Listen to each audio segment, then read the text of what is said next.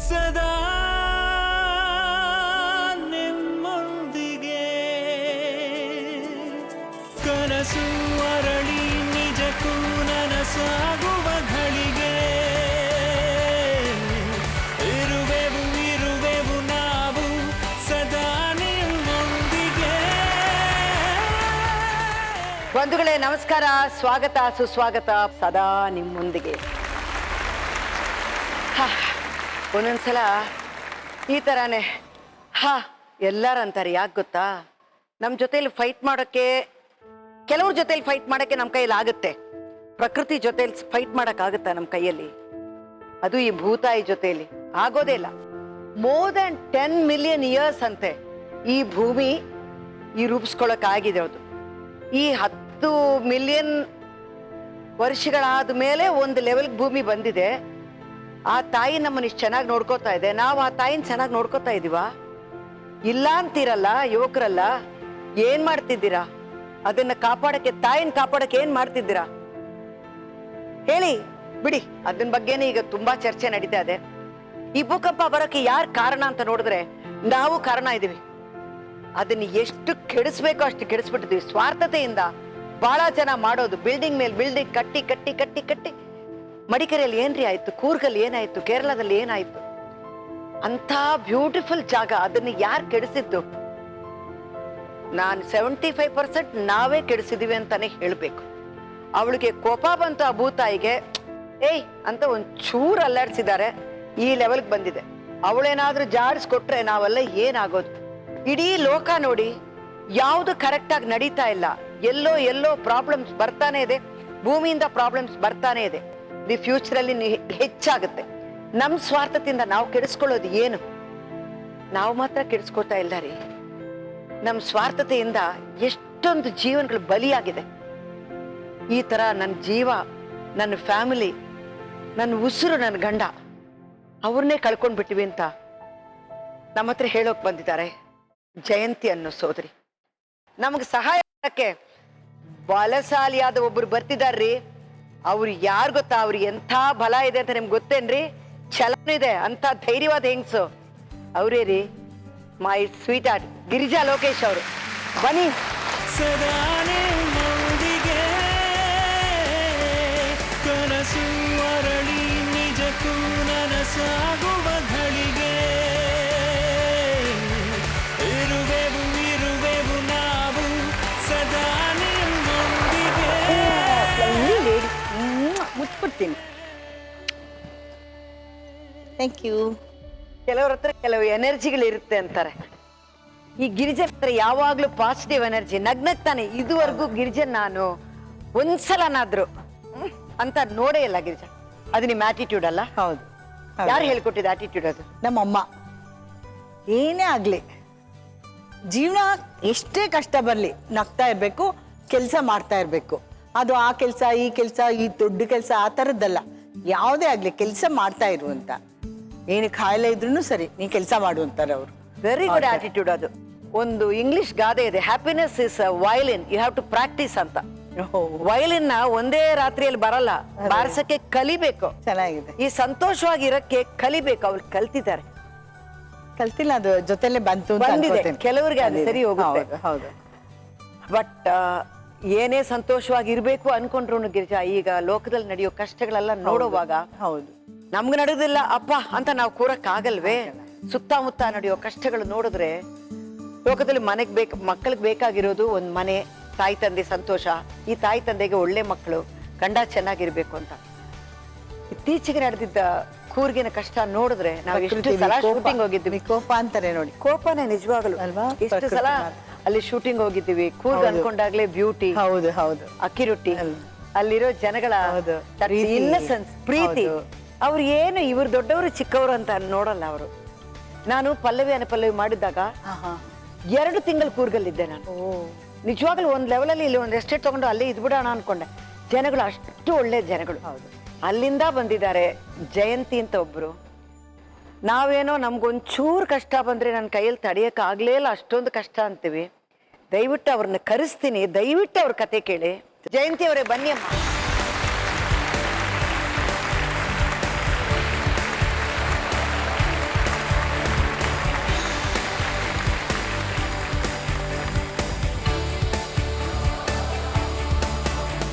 ನಿನ್ನ ಹೆಸರೇನಪ್ಪ? ಶಿವರಾಮ್. ನೀವಮ್ಮ? ಸಂಧ್ಯಾ. ಮಗು ಹೆಸರೇನಮ್ಮ?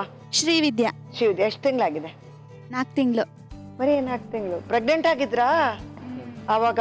45 ದಿನ ಆಗಿತ್ತು ಕರ್ಕೊ ಬರುವಾಗ. ಆ ಮಳೆ ಅದೆಲ್ಲ ಬಂದಾಗ ಅವ್ರ ತಾಯಿ ಮನೇಲೇ ಇದ್ರು. ಅಲ್ಲಿಂದ ನಾವು ಅವರ ನೋಡಕ್ಕೆ ಅಂತೇಳಿ ಹೋಗಿದ್ದೆ ಅಷ್ಟೇ. ಮಗು ನಿಮ್ ಯಜಮಾನ್ರು ಏನ್ ಮಾಡ್ತಿದ್ರು? ಅವ್ರ ಹೆಸರೇನು? ಅವ್ರು ಮನೆ ಬಾಬು. ಏನ್ ಮಾಡ್ತಿದ್ರು? ಅವ್ರು ಮನೇಲೇ ಇದ್ರು, ಕೆಲ್ಸಕ್ಕೆ ತೋಟ ಕೆಲ್ಸಕ್ಕೆ ಹೋಗ್ತಿದ್ರು. ವಿಟಿ ನೋಡೋಣ ದಯವಿಟ್ಟು please. Let's have the beauty. ಸುಂದರ ಪ್ರಕೃತಿ ಸೌಂದರ್ಯವನ್ನು ಹೊತ್ತು ಕಣ್ಮನಗಳಿಗೆ ಮುದ ನೀಡುತ್ತಿದ್ದ ಕೊಡಗು ಆಗಸ್ಟ್ 26, 2018ರಂದು ಪ್ರಕೃತಿಯ ಭಾರೀ ವಿಕೋಪಕ್ಕೆ ನಲುಗಿ ಸಾವಿರಾರು ಕುಟುಂಬಗಳ ರೋದನೆಯ ತಾಣವಾಗಿ ಮಾರ್ಪಟ್ಟಿತು. ಪ್ರಕೃತಿಯ ವಿಕೋಪಕ್ಕೆ ಬಲಿಯಾಗಿ ನೂರಾರು ಕುಟುಂಬಗಳು ಮನೆ ತೋಟವನ್ನ ಕಳೆದುಕೊಂಡು ಬೀದಿ ಪಾಲಾಗಿದ್ದಾರೆ.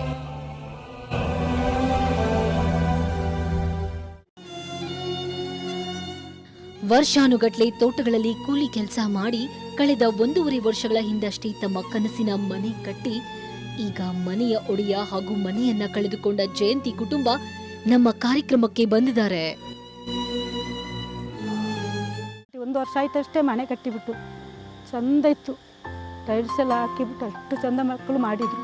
ಅಲ್ಲಿಂದ ಬೆಟ್ಟಂದ ಇಲ್ಲಿ ಗಾಡಿ ಏನು ಬರೋದಿಲ್ಲ, ಬೆಟ್ಟಂದ ಮರಳು, ಟೈಲ್ಸು, ಅದಕ್ಕೆ ಬೇಕಾದ ಮನೆಗೆ ಬೇಕಾದ ಸಾಮಾನು ಏನೆಲ್ಲ ಬೇಕು ಅದೆಲ್ಲ ನಾವು ತಲೆಯಲ್ಲಿ ಹೊತ್ತುಬಿಟ್ಟು ಮಾಡಿದ್ದು. ಆ ಬೆಟ್ಟಂದ ತಂದು ಏನು ಇಲ್ಲಿಗೆ ಗಾಡಿ ಏನು ಬರ್ತಿತ್ತಿಲ್ಲಲ್ಲ, ಏನು ಬರೋದಿಲ್ಲಲ್ಲ, ರೋಡೇ ಇಲ್ಲಲ್ಲ. ನಾವು ಇತ್ತಿಲ್ಲ, ನಾನು ನಮ್ಮ ಸೊಸೆ ಮನೆಗೆ ಹೋಗಿದ್ದೆ ಮಗನ ನೋಡೋಕ್ಕಂತ. ಯಾವಾಗ ಫೋನ್ ಬಂತು ನಮಗೆ, ಈ ಥರ ಉದಯಗಿರಿ ಪೂರ್ತಿ ಹೋಗಿದೆ.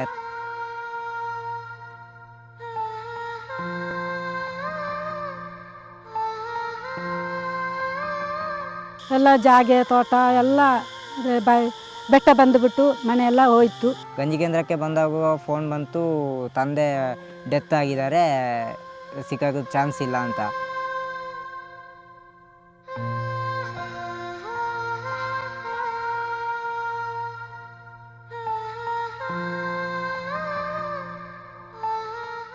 ಎಷ್ಟೋ ಜನ ಕರೆದ್ರು ಅಂತೆ, ಆದರೆ ನನ್ನ ಮನೆ ಏನಾಗೋದಿಲ್ಲ, ನನ್ನ ಮನೆಯಲ್ಲೇ ನಾನು ಇರ್ತೀನಿ ಅಂತೆಲ್ಲ ಹೋದರು ಅವರು. ಇಲ್ಲಿಗೆ ಮೇಲೆ ಬಂದಿದ್ರು ಅಂತ ಅಂಗಡಿ ಹತ್ರ. ಇಲ್ಲಿ ಬರುವಾಗ ಇಲ್ಲ, ನನ್ನ ಮನೆ ಏನಾಗೋದಿಲ್ಲ ಅಂತ ಹೇಳಿಬಿಟ್ಟು ಅವರು ಈ ಮನೆ ನನ್ನ ಮನೆಗೆ ಏನಾಗೋದಿಲ್ಲ, ನನ್ನ ಮನೇಲೇ ನಾನು ಮಾಡ್ಕೊಳ್ತೀನಿ ಅಂತ ಹೇಳ್ಬಿಟ್ಟು ಬಂದಿರಂತೆ. ಆ ಮನೇಲಿ ಅವರು ಜೀವ ಕಳ್ಕೊಂಡ್ರು. ಮನೆಯಲ್ಲಿ ಡೆಲಿವರಿಗೆ ಹೋಗುವಾಗ ಮಾತ್ರ ನಾನು ನೋಡ್ಕೊಂಡು ಹೋಗಿದ್ದಷ್ಟೇ. ಅದರ ಮೇಲೆ ನಾನು ಬರಲೇ ಇಲ್ಲ. ಡೆಲಿವರಿ ಅಂತಲೇ ಕೂಡ ನನ್ನ ಮನೆಗೆ ಬರಲೇ ಇಲ್ಲ.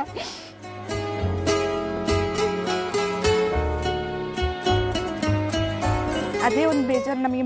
ಮಾವ ಒಬ್ಬರು ಸಿಕ್ಕಿದ್ರೆ ಸಾಕಾಗಿರ್ತು. ಮನೆ ಹೋದ್ರೂ ತೊಂದರೆ ಇರಲಿಲ್ಲ ನಮಗೆ. ಮಾವ ಒಬ್ಬರದೇ ನಂಗೆ ಇದ್ದಿದ್ದು. ಅಂದರೆ ಮಾವ ಬದುಕಿದ್ರು ಕೂಡ ನಾವು ಎಲ್ಲಾದರೂ ಕರ್ಕೊಂಡೋಗಿ ನಾವು ನೋಡ್ಕೊಳ್ತಾ ಇದ್ವಿ. ಅಷ್ಟು ಚೆಂದ ಇದ್ರು ಮಾವ. ನಾವು ಇಷ್ಟೆಲ್ಲ ಕಷ್ಟ ಬಂದುಬಿಟ್ಟು ಈ ಥರ ಎಲ್ಲ ಆಯ್ತಲ್ಲ ಅಂತೇಳಿ ನಮಗೆ ತುಂಬ ಆಗ್ತದೆ, ನೆನಪಾಗ್ತದೆ. ಒಂದೊಂದು ಸಲ ಅಲ್ಲಿರುವಾಗಲೂ ಒಂದೊಂದು ಜ್ಞಾನ ಮಾಡುವಾಗ ಎಲ್ಲರೂ ಬಂದು ಕೇಳುವಾಗ ಇರುವಾಗ ಬೇಜಾರಾಗ್ತದೆ.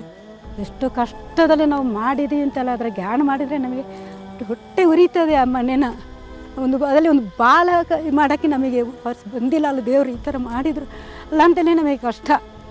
ಅಷ್ಟು ದುಃಖ ಬರ್ತದೆ. ನಮ್ಮ ಮನೇನ ಜ್ಞಾನ ಮಾಡಿದ್ರೆ ದುಃಖ ಬರ್ತದೆ.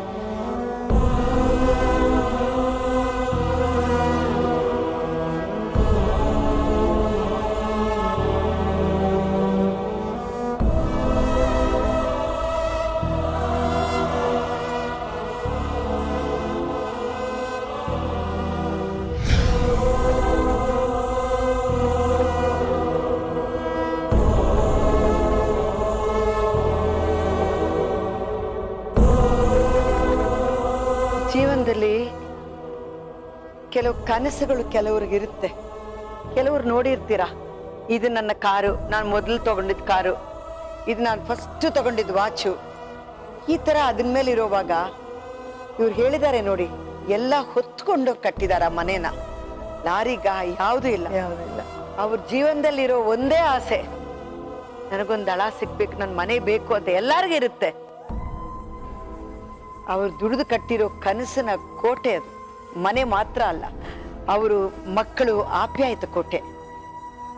ಮಗು ಹೇಳ್ತಲ್ಲ ಸೊಸೆ, ಹೌದು, ಮನೆ ಹೋದ್ರೆ ಹೋಗ್ಲಿ ಮಾವ ಇರ್ಬೇಕಾಯ್ತು, ತುಂಬಾ ಒಳ್ಳೆಯವರು. ಮತ್ತೆ ಅವಳಿಗೆ ಫೀಲಿಂಗ್ಸ್ ಏನಂತಂದ್ರೆ, ಅವಳ ಮಗುನ್ ಎತ್ಕೊಂಡು ವಾಪಸ್ ಆ ಮನೆಗೆ ಹೋಗಕ್ಕಾಗ್ಲಿಲ್ಲ ಅಂತ.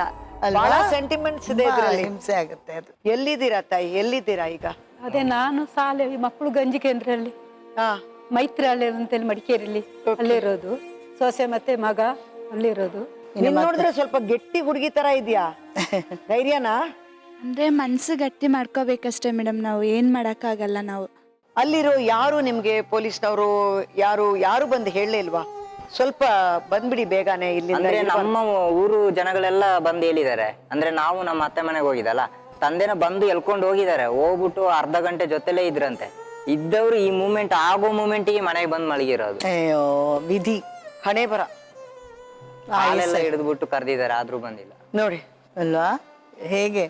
ನೀವೇನ್ ಕಷ್ಟ ನೋಡಿದ್ದೀರಾ? ತಡಿಯಕ್ಕಾಗಲ್ಲ ಅಂತ. ಹುಟ್ಟುತ್ತಾ ಸ್ವಲ್ಪ ಬಡತನದಲ್ಲೇ ಬಂದಿದ್ರೆ ನಮ್ಗೆ ಕಷ್ಟ ಅಂತ ಗೊತ್ತಾಗ್ತಾ ಇತ್ತು. ಫಸ್ಟ್ ಎಲ್ಲ ಲಕ್ಸುರಿ ಆಗಿದ್ಬಿಟ್ಟು ಆಮೇಲೆ ಕಷ್ಟ ಅನುಭವಿಸೋದು ಅಂತಂದ್ರೆ ಅದು ಬಹಳ ಕಷ್ಟ. ನಮ್ಮ ತಂದೆಗೆ ಬಿಸ್ನೆಸ್ ಅಲ್ಲಿ ಲಾಸ್ ಆಗ್ಬಿಟ್ಟು ಏಕ್ದಮ್ ಬೀದಿಗೆ ಬಂದ್ಬಿಟ್ವಿ. ಅಯ್ಯೋ, ಬೀದಿಗೆನೆ ಏನೂ ಇಲ್ಲ. ಅವರು ಏಲಕ್ಕಿನ ಅದನ್ನ ಇದು ರಫ್ತು ಮಾಡ್ತಾ ಇದ್ರು.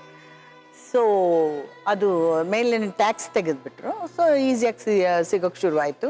ಹಾಕಿದ ಶೇರ್ಸು ಎಲ್ಲ ಹಣ ಎಲ್ಲ ಒಟ್ಟಿಗೆ ಕೊಡ್ಬೇಕಲ್ಲ. ಅದಾದ ಕೂಡಲೇ ಎಲ್ಲರೂ ಒಟ್ಟಿಗೆ ಕೊಡಿ ಅಂತ ಕೇಳ್ತಾರಲ್ವಾ. ಸೊ ಒಟ್ಟಿಗೆ ಇವ್ರಿಗೆ ಕೊಡೋಕ್ಕಾಗಲಿಲ್ಲ. ಸೊ ಅವಾಗೆಲ್ಲ ವಸ್ತುಗಳನ್ನು ಮಾರಾಟ ಮಾಡಬೇಕಾಯ್ತು. ಏನೂ ಇಲ್ಲ. ಸ್ಕೂಲಿಂದ ಬಂದು ಮನೇಲಿ ನೋಡಿದ್ರೆ ಮನೇಲಿ ಏನೂ ಇಲ್ಲ.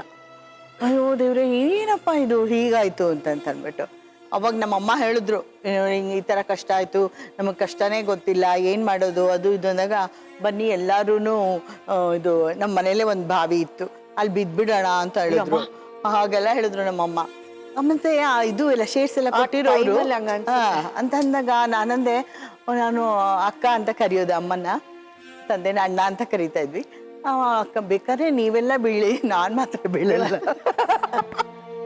ಆಮೇಲೆ ನಾನು ಸುಮ್ಮನೆ ಖುಷಿಗೆ ನನ್ನನ್ನು ಡಾನ್ಸ್ ಕಲಿಸಿದ್ದು. ಮಕ್ಕಳಿಗೆ ಎಲ್ಲ ವಿದ್ಯೆನೂ ಕಲಿಸ್ತಾರಲ್ಲ, ಸೈಕ್ಲಿಂಗು ನಮ್ಮ ಅಮ್ಮಂಗೆ ತುಂಬ ಇಷ್ಟ, ಎಲ್ಲ ವಿದ್ಯೆನೂ ಕಲ್ತಿರ್ಬೇಕು ಅಂತ, ಹಾಡೋದು ಎಲ್ಲರೂ ನಮ್ಮಮ್ಮ ಕಲಿಸಿದ್ರು. ಅವನ್ನ ಎಷ್ಟು ನೆನ್ಕೋತೀನಿ. ಮತ್ತೆ ಆ ಕಷ್ಟ ಬಂದಿದ್ದಕ್ಕೂ ನಾನು ದೇವ್ರಿಗೆ ಥ್ಯಾಂಕ್ಸ್ ಹೇಳ್ತೀನಿ. ಹೌದು ಅಲ್ವಾ? ಅದು ಹೇಳಿದಕ್ಕೇನೆ, ಅದಕ್ಕೆ ನನ್ನ ಒಂದು ನೃತ್ಯ ಏನು ಕಲ್ತಿದ್ದೆ, ಸುಮ್ಮನೆ ಪೂಜೆ ಡಾನ್ಸ್, ಅಲ್ಲರಿಪು, ತಿಲ್ಲಾನ ಈ ಥರದ್ದಷ್ಟೇ ಕಲ್ತಿದ್ದಿದ್ದು. ಅದು ನನ್ನ ಜೀವನಕ್ಕೆ ಒಂದು ದಾರಿ ಆಯಿತು. ದಾರಿಯಾಗಿ ನಾವು 8 ಜನ ಮಕ್ಕಳು ನಮ್ಮಮ್ಮನಿಗೆ, ಅಜ್ಜಿ, ತಾತ, ಅಪ್ಪ, ಅಮ್ಮ, 8 ಜನ ಮಕ್ಕಳು, 12 ಜನ. ಇಷ್ಟು ಸಂಸಾರನ ಸಾಗಿಸ್ಬೇಕು ಅಂತಂತಂದರೆ ಒಂದು ಡಾನ್ಸ್ ಮಾಡಿದ್ರೆ ನನಗೆ 15 ರೂಪಾಯಿ ಕೊಡೋರು. 15 ರೂಪಾಯಿ ಅಂದರೆ 1 ತಿಂಗಳು ದವಸ ಧಾನ್ಯ ಸಿಕ್ಬಿಡೋದು ನಮಗೆ. 1 ತಿಂಗಳು. ಆವಾಗ ಯಾರ ಮುಖಾಂತರನೂ ನನಗೆ ಒಂದು ನಾಟಕಗಳಲ್ಲಿ ಆ ಡಾನ್ಸ್ ಮಾಡೋದು ಅದು ಇದು ಎಲ್ಲ ಸಿಕ್ಕಿ ನನ್ನ ಜೀವನೋಪಾಯ, ನನ್ನ ಸಂಸಾರ ಎಲ್ಲ ನೋಡಿ ಇವಾಗ ನಿಮ್ಮ ಮುಂದೆ ಇದ್ದೀವಿ ನಾವು ಅಂತಂದರೆ. ಸೊ ಆ ಕಷ್ಟ ಕೊಟ್ಟಿದ್ದ ದೇವರಿಗೆ ನಾನು ತುಂಬ ಥ್ಯಾಂಕ್ಸ್ ಹೇಳ್ತೀನಿ. ಸೊ ಹಾಗಾಗಿ 30 ವರ್ಷ ಬಾಳ್ದವರು ಇಲ್ಲ, 30 ವರ್ಷ ಕೆಟ್ಟವರು ಇಲ್ಲ ಅಂತಾರೆ. ಎಲ್ಲ ಬಂದು ಹೋಗ್ತಾ ಇರುತ್ತೆ. ಅನ್ನೋದೇ ಹೌದು. ತುಂಬಾ ಶ್ರೀಮಂತಿಗೆ ಅಂದ್ರೆ ಏನು ಅಂದ್ರೆ ಚೆನ್ನಾಗಿ ತಿನ್ಬೇಕು, ಹಿಂಗೆ ಕೆಲಸ ಮಾಡಬೇಕು. ಸುಮ್ಮನೆ ನೀವು ತಿಂತಾರಲ್ಲ ಹಂಗಲ್ಲ, ಚೆನ್ನಾಗಿ ತಿನ್ಬೇಕು, ಚೆನ್ನಾಗಿ ಕೆಲಸ ಮಾಡಬೇಕು, ಹಿಂಗೆ ಮಲ್ಕೊಂಡು ಕೂಡಲೇ ನಿದ್ದೆ ಬರಬೇಕು. ಅದೇ ಶ್ರೀಮಂತಿಕೆ. ಇಲ್ಲ ಸೋಮಾರಿತನವಾಗಿ ಸುಮ್ಮನೆ ಕೂತ್ಕೊಂಡಿರೋದು, ಮತ್ತೆ ಅದು ಸೇರಲ್ಲ ಇದು ಸೇರಲ್ಲ, ಅದೆಲ್ಲ ಏನೂ ಇಲ್ಲ ನಮ್ಮ ಹತ್ರ. ಸೊ ಹಾಗಾಗಿ ನಾನು ತುಂಬಾ ಶ್ರೀಮಂತಳು. ಹೌದು. ಗಿರಿಜಮ್ಮ, ಇವ್ರಿಗೋಸ್ಕರ ಏನ್ ಮಾಡಿ ಸಂಪಾದನೆ ಮಾಡ್ಕೊಂಡ್ ಬರ್ತೀರಾ? ಒಂದ್ ಕೆಲಸ ಮಾಡೋಣವಾ, ಯಾವ್ದಾದ್ರು ದೇವಸ್ಥಾನದ ಹತ್ರ ಹೋಗೋಣ. ಅಲ್ಲಿ ಈ ಪೂಜಾ ಸಾಮಗ್ರಿಗಳೆಲ್ಲ ಇರುತ್ತಲ್ಲ, ಅದನ್ನ ಬೇಕಾದ್ರೆ ಮಾಡೋಣ. ಅವ್ರು ಹಾಡು ಅಂದ್ರೆ ಹಾಡ್ತೀನಿ, ಡಾನ್ಸ್ ಮಾಡು ಅಂದ್ರೆ ಮಾಡ್ತೀನಿ. ಏನಂತೀರಾ? ದೇವಸ್ಥಾನದಲ್ಲಿ ಡ್ಯಾನ್ಸ್ ಮಾಡಕ್ ಬಿಡಲ್ಲ. ದೇವಸ್ಥಾನದಲ್ಲಿ ಡಾನ್ಸ್ ಮಾಡ್ಬೋದ್ರಿ. ಇಲ್ಲ, ರೆಡಿ ಆಗಿರಿ. ನೀವು ದೇವಸ್ಥಾನದಿಂದ ಬಂದ ತಕ್ಷಣ ಇಲ್ಲಿ ತಯ್ಯ ತಕ್ಕ ಡ್ಯಾನ್ಸ್ ಮಾಡ್ಲೇಬೇಕು. ನೀವು ಆಡೇ ಆಡ್ತೀರಾ. ದೇವಸ್ಥಾನಕ್ಕೆ ಹೋದ್ರೆ ನಾನು ಬರ್ತೀನಿ. ಬರ್ತೀರಾ? ನಾನು ಏನ್ ಬೇಕೋ ನಾನು ಮಾಡ್ತೀನಿ. ಮತ್ತೆ ಯಾಕೆ ನೀವು ಅಂದ್ರೆ ಏನ್ರಿ? ನಾನು ಅಷ್ಟೇ. ನೋಡಿ ಎಂತ ಪುಣ್ಯವಂತರು ನೀವು. ಯಾಕೆ ಗೊತ್ತಾ, ಎಲ್ಲಾರನು ನೀನೇನ್ ಮಾಡ್ತೀಯಾ ಇವ್ರಿಗೆ ಸಂಪಾದನೆ ಮಾಡ್ಕೊಂಡ್ ಬರ್ತೀಯಾ ಅಂತ ಎಲ್ಲರನ್ನೂ ಕರೆಸಿದ್ದೆ. ನಾನ್ ಮಾಡ್ಲಿಲ್ಲ ಅಂದ್ರೆ ಹೇಗೆ? ನಾವೇ ಉದಾಹರಣೆ ತೋರಿಸ್ಬೇಕು. ನಾನು ಮಾಡ್ತೀನಿ, ನಾನು ಇಳಿತೀನಿ. ಬನ್ನಿ ಹೋಗೋಣ. ನಡೀರಿ, ನಾನ್ ಕರ್ಕೊಂಡು ಹೋಗ್ತೀರಿ. ನಾವಿಬ್ರು ಹೋಗ್ತೀವಿ, ಸಂಪಾದನೆ ಮಾಡ್ತೀವಿ, ತರ್ತೀವಿ. ನಿಮ್ಗೆ ಏನ್ ಬೇಕೋ ನೀವು ತೀರ್ಮಾನ ಮಾಡ್ಕೊಳ್ಳಿ. ಓಕೆನಾ? Right. Come all the best. ದುಡಿಮೆಗೆ ಸ್ಫೂರ್ತಿಯಾಗಿ ಇರುವೆವು ಜೊತೆ ಸದಾ, ಭರವಸೆ ಮೂಡಲೆಂದು ಇದೆ ಇಲ್ಲೇ ಆಸ್ಪದ. ನೀವು ಕೇಳಿ, ನೀವು ಕೇಳಿ. ನೀನೇ ನನ್ನ ಪ್ರೇಯಸಿ, ನನ್ನನ್ನು ಬಿಟ್ಟೋದ್ರೆ ಹೇಗೆ? ಹಿಂಗೆ ಹೋಗು. ರಂಗಗೀತೆಗಳು ಗಿರಿಜಾ ಲೋಕೇಶ್ ಅವರಿಂದ. ಜನನೀಯ ದಾಸ್ಯವನ್ನು ಹರಿಸಿ ಸುರರಂಗೆಲ್ದು ಅಮೃತ. ಸದಾ